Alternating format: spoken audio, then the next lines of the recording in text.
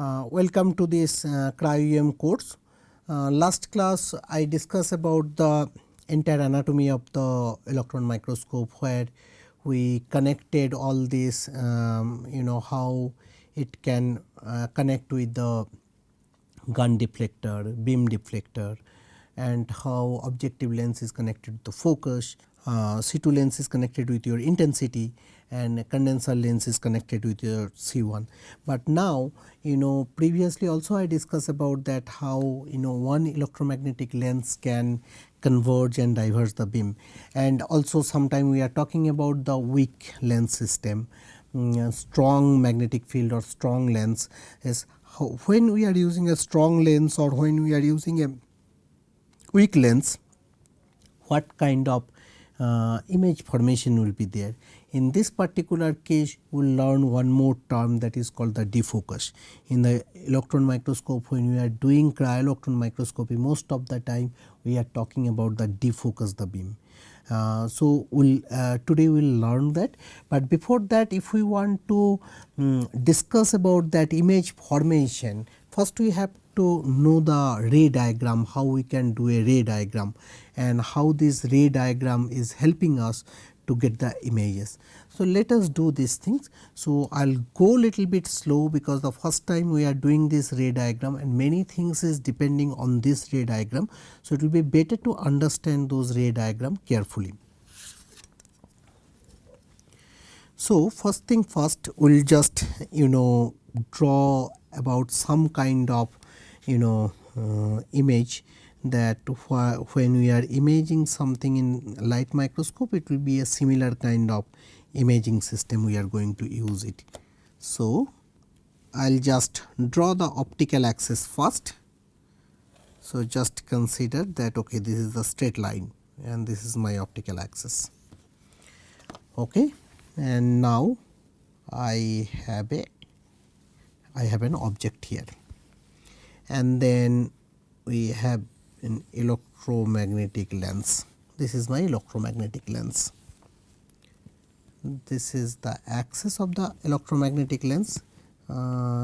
Just for a minute, this lens is not looking very symmetrical lens. So this is my magnetic lens. So when we have this magnetic lens, we all know that electron beam, it will incoming electron beam, if this is the object, from one point one electron beam will come this way and then they will converge. If this is my plane, I will just consider this is my image plane for now. Now there is an incoming electron beam, and that electron beam can travel any path. So and then it will go through this particular point and it will give us an image here. Now we are getting an image somewhere, but if this is the optical axis, if we just consider that so this is the ray, it can come, it can merge here, but there will be multiple here. We want to see how it is forming an actual image, right? So we will just follow the normal protocol, how it is going for the normal light optical microscopy system. So one ray, it will go through this axis and it will come here. So in this particular case, these rays will come here and merge and give us an image here. Now in this particular magnetic field, when we are using this magnetic field, there will be a crossover point here, and this is, we can say, the focus point in this particular magnetic field. Another possibility is that if I have a little bit stronger magnetic field, stronger magnetic field means it is pushing this electron beam towards this direction, and you can see there is a merge and it will give us an image somewhere here. This is the first focal length, if we just consider, and I will say this is f1. Now this blue if we just consider, I can changing this focal point again, and this is my F2. Now, if I just use the more stronger electron beam, what will happen? This will go and merge somewhere here, and then definitely it will give us an image here. So, you can see that in this particular case, this is my F3. So, now you can see that at the beginning when we are starting this one, this is our image. We can consider in the second one that when we are using strong electron beam, this is my second image. When I am using more stronger electron beam, this is my third image. In all the cases, this is my image plane. If I just consider, this is my image plane.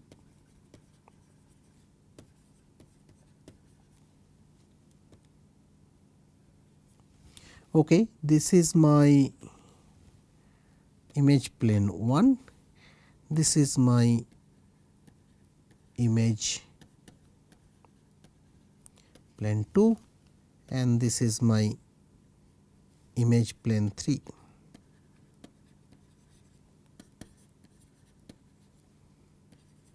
Okay. So, now this is my object. So, what you can see here, the most important part, that okay, there is a focus point or focal point that is changing, and that is basically changing based on the magnetic field. If we have a very weak magnetic field, converging point is somewhere here. If we have a very strong magnetic field, the converging point, it is going up and it is giving us an image here. So, that strong magnetic field, our image size is smaller here, okay, when we are using only one lens system, and then when we are using a weak lens system, we can see the image size is increasing.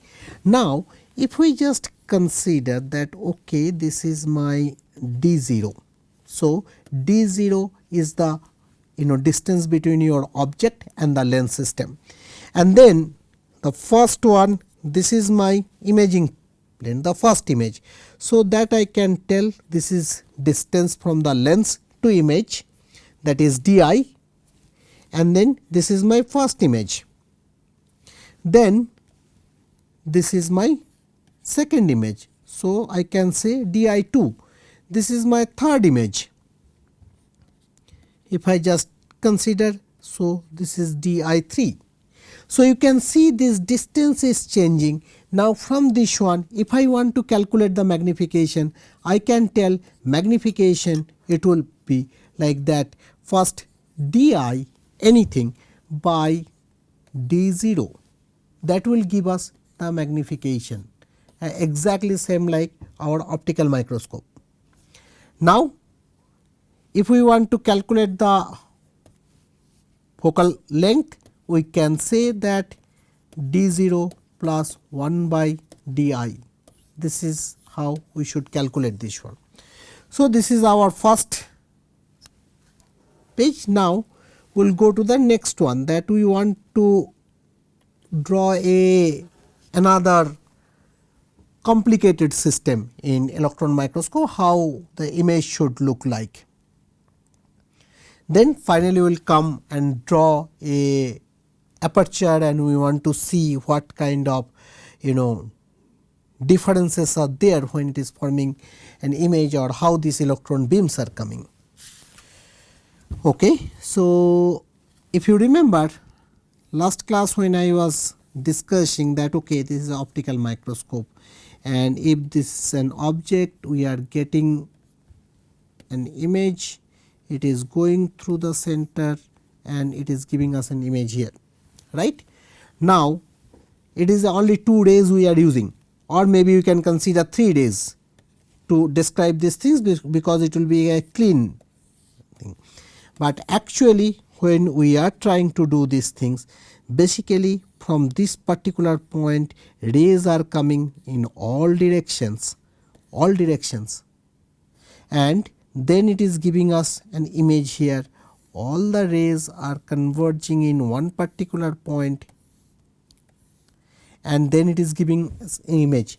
Now, if we just consider that, okay, so here if we just this particular point is only one rays is coming, no, here also there is a multiple rays are coming and all are converged in this particular point, which is giving us this final image. What about the middle point then? So some kind of center point if we just consider, or if we just consider the center point here, there is a different color I am just trying to use. So rays will again come at different orientation, right. Now all are converged in one particular point and give us this. So whenever there is a object, rays can come out from any direction, and that will converge in this and give us this particular image. Now this is true for electron microscope sample also, but if we draw the ray diagram like this, it will be very difficult for anyone to understand what is going on there. So definitely this is not the best way to draw, always this is the best way to draw it.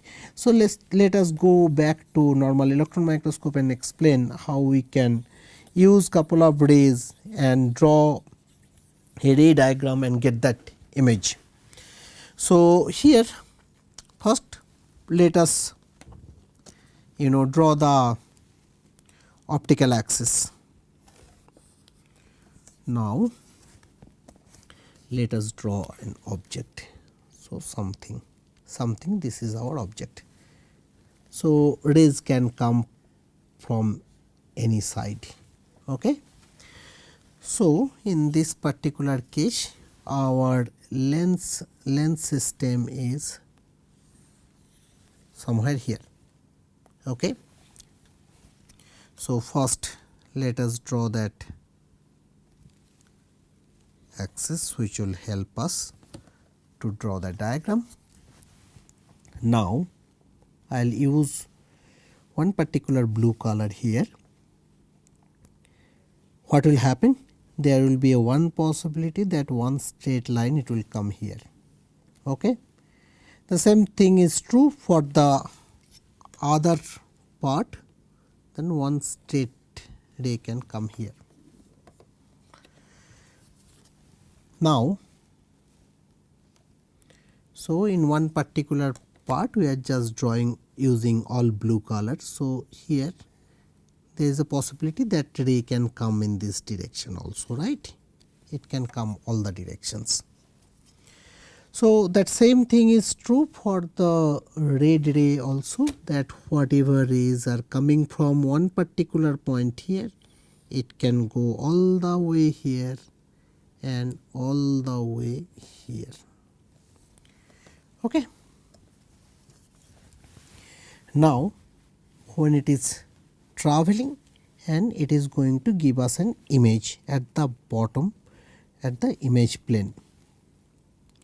So if we just consider the straight line, first let us consider that straight line, and let us consider that this is our imaging plane. We want to get that image. So there is a, as we mentioned, that rays are, so this is our object, you can consider that this is one circular part and here there is a one square. So we are expecting that this square it will come here and this circle it will come here. So let us first draw this blue rays and see it, because this is a straight line, it will be very easy to bring it down. We will just draw this straight line. So we are expecting that image is going to form here. What about that red rays? If we just consider this red one, it will also travel in same way and merge this particular point, right. So I will just bring it down little bit, so it will touch the image plane.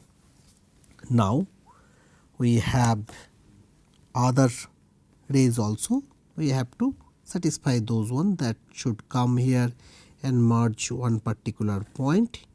So, all the rays it will come and merge here. So, this will merge somewhere here, and there is a other ray it is there that can also go all the way down and merge somewhere here. Then what about the red ray? Now, here that is deflected in a certain position. So, it will come like that.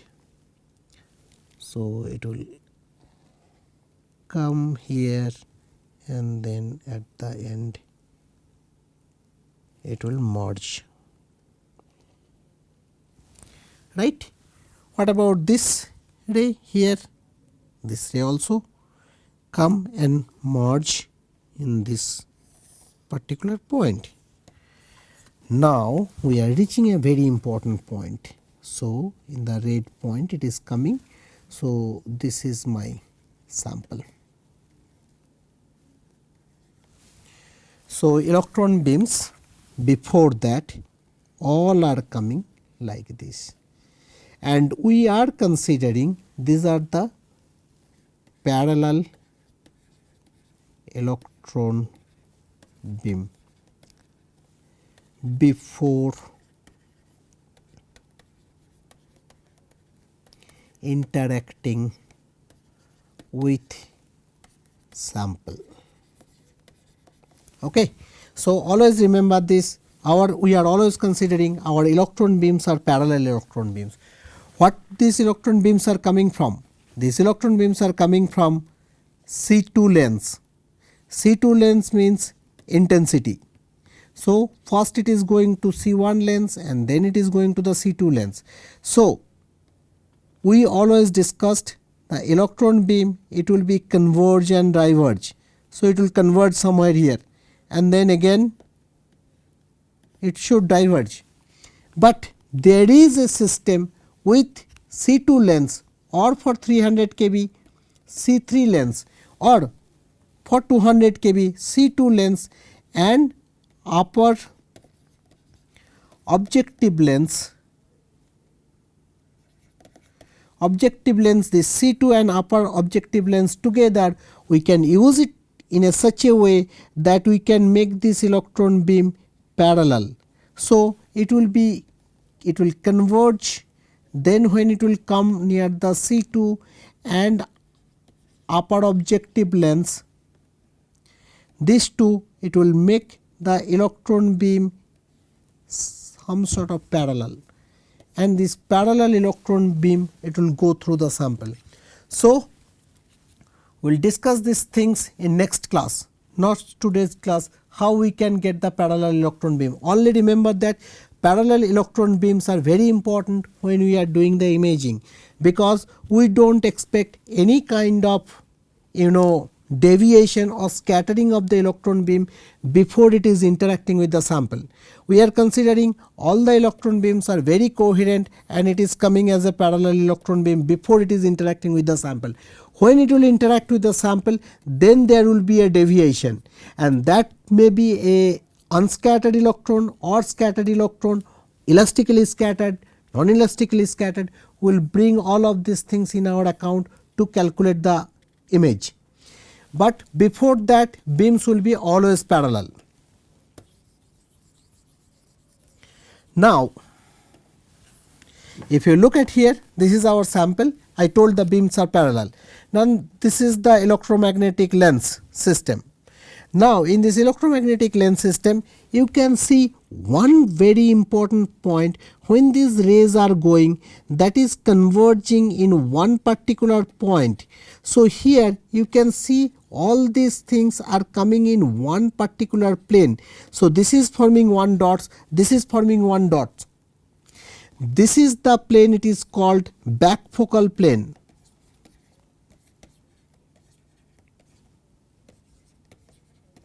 So, this back focal plane, it is called the, we are recording the diffraction pattern. So, diffraction pattern we are recording in the back focal plane. How? I am coming to that. Now this is called the imaging plane. This is called the imaging plane where we are getting the image. So if we have a object here, you can see this is the square, this is the circle, and this is the object, and object is much bigger than image is much bigger. So this is our image. Now if you just calculate this distance, this will be d0, we already discussed about that, and now this will be our di. So if we want to calculate the magnification, this will be di by d0, and the focus of this lens, this is called the focus of that lens. Now this is an important plane, what is called the back focal plane. Back focal plane, we are collecting all the diffraction pattern here. How? If you look at in this particular point, so this is one of the first imaging plane of our microscope. After your gun lens, condenser lens 1, condenser lens 2, then your objective lens, and this is our first imaging plane where we can record the image.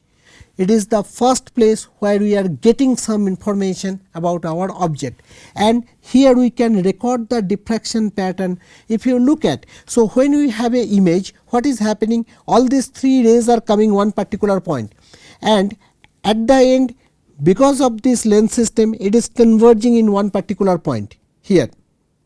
And similar thing is happening, this is a point where we are expecting a square. If we look at this, this is a square and this is a circle. So all these rays are coming from the circle, merge here and giving us circle. All these rays are coming out from these squares. So all these are blue color. This is a blue color. From the square it is coming, and these blue color rays are coming and converge in one particular point and giving us this square. Now if we have this star here, so rays will come from the star, and the star it will appear here. So in the same way, all the three rays it will come. So one rays it will come here, one rays it will come here, and other rays it will come in this direction. So if we just draw this one, all the rays it will come like this, okay, and they will go like that and converge in this particular point, right, and then it will give us the star at the center. So this blue square, it is giving us a blue in this particular point. This circle, it is giving us a circle somewhere here, and this pink star is giving us a pink star here. Now what information we are getting here? We are getting this information. You can see that one ray it is coming from that circle, one ray it is coming from a star, one ray it is coming from this blue square. So this is a mixture of information from this blue box, star, and the circle. Same information we are getting here. What we are getting? We are getting some information from these blue rays, some information we are getting from these red rays, and some information we are getting from this pink. So this is a point, it is a mixture where some kind of scattered electron beam are coming from the square, star, and red. Same point is happening here. So what we are getting? We are getting some kind of bright spots there, and its intensity may be different, but it will be some kind of bright spot all over based on my sample like this, and that is called the diffraction pattern of our sample. Most of the time biological samples are amorphous sample, and that is the reason their scattering is very poor, and you will not get a very strong diffraction pattern. But whatever we are going to record here, we are going to record the diffraction pattern, which is basically information from multiple multiple points, all this information are coming together and merging in one particular point. So you will get a sometime a very bright spot, sometime a very light spot at different position. And when you are recording this kind of diffraction pattern, if you just call this a diffraction pattern, what I told, sometime you will get a very bright spot at the center, because all the three rays are coming together. If you have multiple rays here, now if you just consider, okay, some rays are coming here, some rays are coming here, all are going to merge here. So center point you will get a very bright spot, and then you will get a different kind of intensity and different kind of spot. So those are the electron diffraction from your sample, and this is the center area, you will get a very bright spot, and the rest of the part it will be less intense. And if you look at this, sometime we can tell that this is a power spectrum that we are going to discuss in the later stage. What is power spectrum? That is coming from the diffraction pattern and the intensity of the diffracted spot. Here if you look at this center spot, if you remember that I was drawing something like this kind of curve, you can see center always there is a very intense beam. So if I try to draw a curve here, we will always see this will be the maximum and then gradually it will go down. So you will get it like that, you will get a maximum peak here and then gradually it will go down. Why it is gradually going down? We will discuss these things in the later stage when we will talk about the data processing. But if you look at in this diffraction pattern, you can see the center we have a very bright spot. This is called the low frequency signal, and this is called the high frequency signal. Okay, and these high frequency signals are very important to get the high resolution information of the sample that we are going to discuss in the later stage. Okay, let's discuss little bit about little bit more about our focus and defocus, how we are considering the focusing the beam. Before that, let's discuss little bit more about when we are using an aperture, what kind of how we are going to block the electron beam. Okay, so far we discuss about the specimen, different kind of diagram, how the samples are here. This is an image, object. This is my object. Okay. Now this is my optical axis and it is going to give us an image. So previously I showed you, when you have a object and we are expecting electron beam from all the angle and they are going to merge in one particular point and they are going to give us an image, right? And this is our diffraction pattern. Here we have a lens system. So this drawing is not that perfect because by hand I draw it. Now if this is an object and you are getting an image here, if you don't have an object, what do you have? If you just consider, if you just remember the filament, first electron rays are coming and merging in one particular point, and that is we are talking about the D0, which is regulating our intensity. Now this D0, if you just consider, this is just a spot.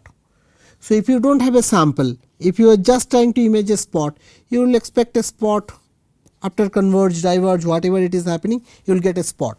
So here we are not using any this kind of sample, we are just considering, okay, this is the specimen is everywhere and our beams are comes out from this particular point and how it converts to a image plane.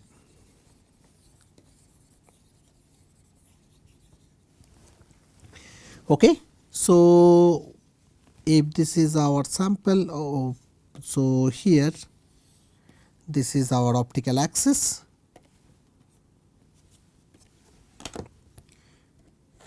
this is our optical axis, and let's consider that this is our specimen and the electron beams are coming out from this particular point.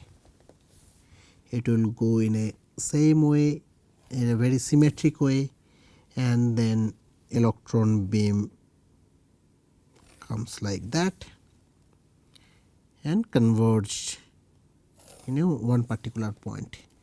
Now, so when the electron beams are coming, it can come this way also. No one can stop that electron beam. So, electron beam can come in this way also, and then they can converge in this image plane. So, in this particular case you can see that beam is deflected too much. If I want to converge this particular beam in one particular point, if this is the image plane and I want to converge it in one particular point, for this blue rays I need very strong electric field, magnetic field.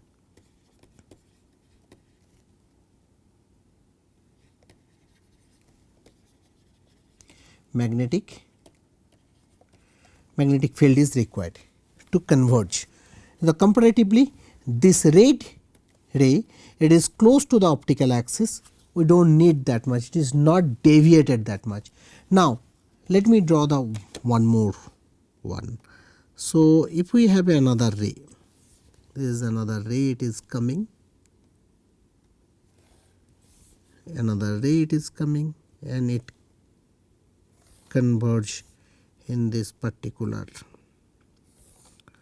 point. So, when rays are near the optical axis, deviation it will be less, we do not need that much magnetic field, but when the rays are deviated too much, sometime we need a stronger magnetic field. Lot of time if there is a scattering is too strong and it is scattered too much and that much magnetic field we do not want to use it, or those rays if it is not that much useful, if you just consider that this blue line or partially this red is also not very much required for us, if this is very strongly scattered we can block those kind of electron beam. So, what we can do in this particular case, we can use some kind of aperture. So, this aperture it will come like this and it will block some kind of electron beam.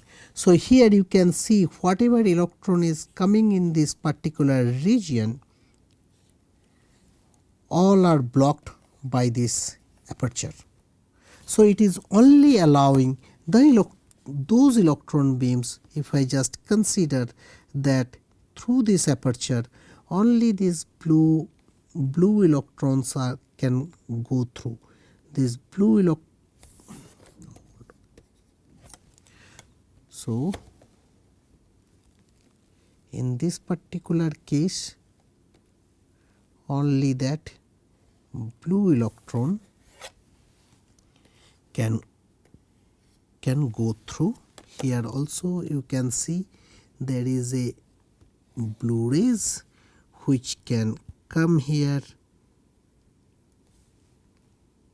which can come in this particular point, which can come in this particular point and give us an image. So, using that aperture we are blocking lots of unwanted electron beam, and sometimes this is helping us to increase the contrast. This is the function of the aperture, and this will be really helpful for biological samples. So, when we want to image, here we already discussed about the C1 is a spot size, right. So, the spot size, and then C2 is intensity, and then this aperture. If we just use this kind of aperture, we can block lots of electron dose, and then we can control the electron dose. So, I will stop here. In the next class we will discuss about the focus, defocus and over focused and under focused images using the ray diagram. Thank you all for your attention.